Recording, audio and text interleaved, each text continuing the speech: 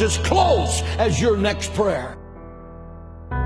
Prayer is the weapon that God has given His children to wage war in the heavenlies. Church of Jesus Christ, stop whining about the attacks on your life by the prince of darkness and put on the whole armor of God in Ephesians 6. Attack, attack, and then attack again, and then attack again, and crush him and drive him out of your life. If it seems to be hopeless, pray, pray, pray, because God answers prayer.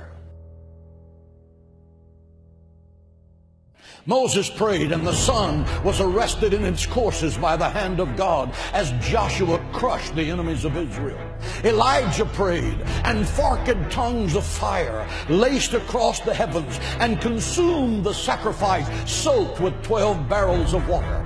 Hezekiah prayed, and I'm talking about Old Testament prayer right now. Hezekiah prayed, and 185,000 Assyrians that surrounded Jerusalem, promising to slaughter every Jew in the sacred city. The next morning, Hezekiah rolled out the letter that General Sennacherib had sent to him, mocking his God and mocking the people of Israel. He pulled out his secret weapon, prayer. He laid that letter before the Lord and said, God, your honor is at stake. Let God arise and let his enemies be scattered. Your word said, he that keepeth Israel neither slumbers nor sleep. And that night, the death angel from heaven came and swept through the camp of the Assyrians. He smote the sentry standing at his post. He smote the infantry slumbering in their tents. He smote the generals as they made their battle plans to destroy the sacred city. The next morning, when Hezekiah looked over the sacred walls of the city of Jerusalem by the dawn's early light, he saw 185,000 dead men, because the angel of God passed by that night. Why? Because one man knew how to pray. He stopped an army and turned the destiny of a nation around, and you can too. Because Satan is a defeated foe. Christ has given you the keys of death, hell, and the grave. You are a child of God, and the royal blood of heaven is flowing in your veins. You are destined to be more than a conqueror through Christ.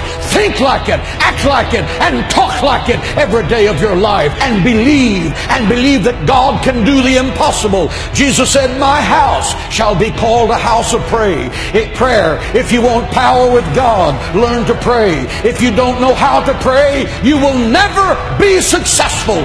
I have preached the gospel of Jesus Christ for 44 years. I have preached in football stadiums packed with 75 to 80,000 people. I have preached in the beautiful cathedrals of Rome.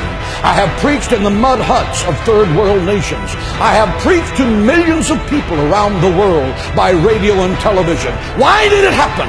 It happened because my mother went to war with the devil for my soul in her prayer room, and the devil lost. She prayed me out of the fires of hell and into the gates of heaven. Prayer works. Try it.